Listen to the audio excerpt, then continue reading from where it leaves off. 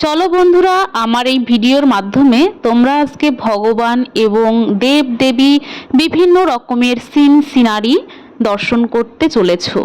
তো বন্ধুরা, ভিডিওটা স্কিপ না করে প্রথম থেকে শেষ পর্যন্ত দেখতে থাকো, না হলে অনেক কিছু মিস করে যাবে, দেখতে পাবে না। ভীষণ সুন্দর একটা পরিবেশ এবং ভীষণ সুন্দর সিনারি রয়েছে এখানে। বাবা ভোলা মহেশ্বর দেখতেই পাচ্ছ, অপূর্ব জায়গা।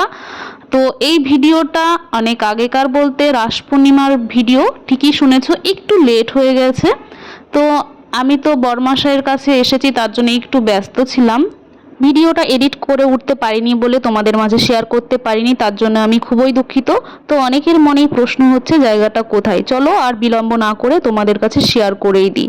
এটা হচ্ছে নদিয়া জেলার হোগলবাড়িয়া থানার অন্তর্গত করিমপুর শহরের মানিকতলায় অবস্থিত এই জায়গাটা।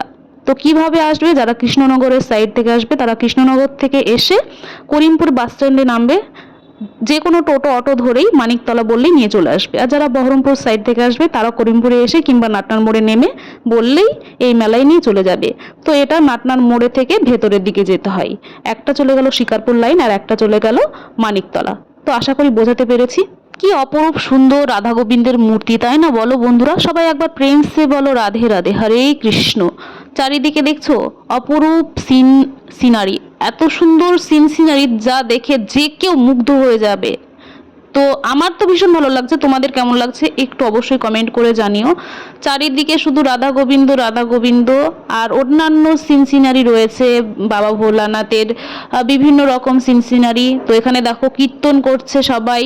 রাস পূর্ণিমার দিনকে আমরা এসেছিলাম, তখন মানে সেরকম ভিড় হয়নি, মেলাও হয়নি, পরে ভীষণ পরিমাণে ভিড়, ঠেলতে ঠেলা হয়নি, এরকম অবস্থা।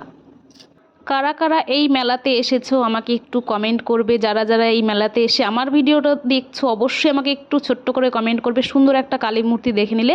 তো লাস্টে আমি আবারও এই ছোট্ট একটা ভিডিও ক্লিপ তোমাদের মাঝে শেয়ার করলাম, যারা দেখোনি তারা একটু দেখে নাও, দর্শন করো।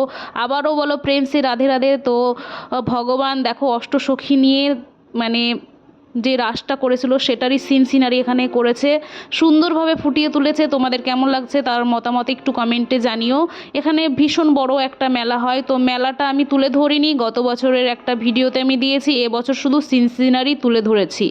তো তোমরা যারা এতক্ষণ আমার এই ভিডিওটা ওয়াচিং করলে তাদেরকে অসংখ্য ধন্যবাদ। সবাই সুস্থ থেকো, ভালো থেকো, আর এইভাবেই আমার নিত্য নতুন ভিডিও তৈরি করার জন্য উৎসাহিত দিও। নেক্সট কোনো ভিডিওতে দেখাবে, চলো ভালো থেকো, টাটা।